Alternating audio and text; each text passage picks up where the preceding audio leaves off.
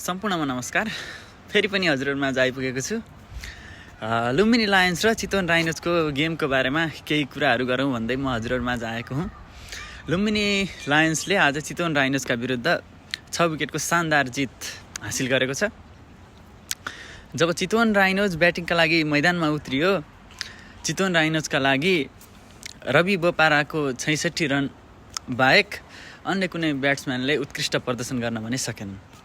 रवि बोपाराको 66 रनको सहयोगमा चितवन राइनोजले लुम्बिनी लायन्सलाई कुल 143 रनको लक्ष्य प्रस्तुत गरेको थियो।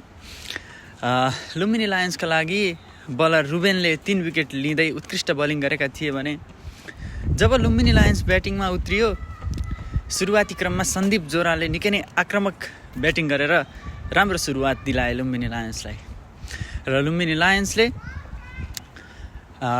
पछि गएर गुलबदिन नईब र हाम्रो क्याप्टेन रोहित पौडेलको उत्कृष्ट साझेदारीमा सो लक्ष्य 9 बल अगावै प्राप्त गर्न सफल भयो र यसरी लुम्बिनी लायन्सले आज 9 बल अगावै 6 विकेटको शानदार जित हासिल गरी आफ्नो पहिलो खेलमा 2 अङ्क प्राप्त गर्न सफल भएको छ।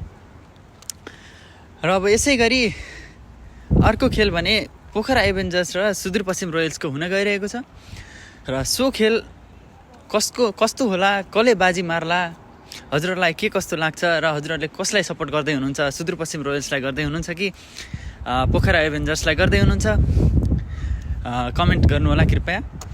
र भोलि के लाग्छ हजुरहरूलाई? कुशल भुर्तेलले उत्कृष्ट ब्याटिङ गर्लान् कि दिपेन्द्र सिंह ऐरीले आफ्नो उत्कृष्ट प्रदर्शन गर्न सफल होलान्? के कस्तो लाग्छ यो पनि यहाँहरूले कृपया कमेन्ट गरिदिनु होला। यहाँहरूको साथ र सहयोगको लागि धेरै धेरै आभारी छु।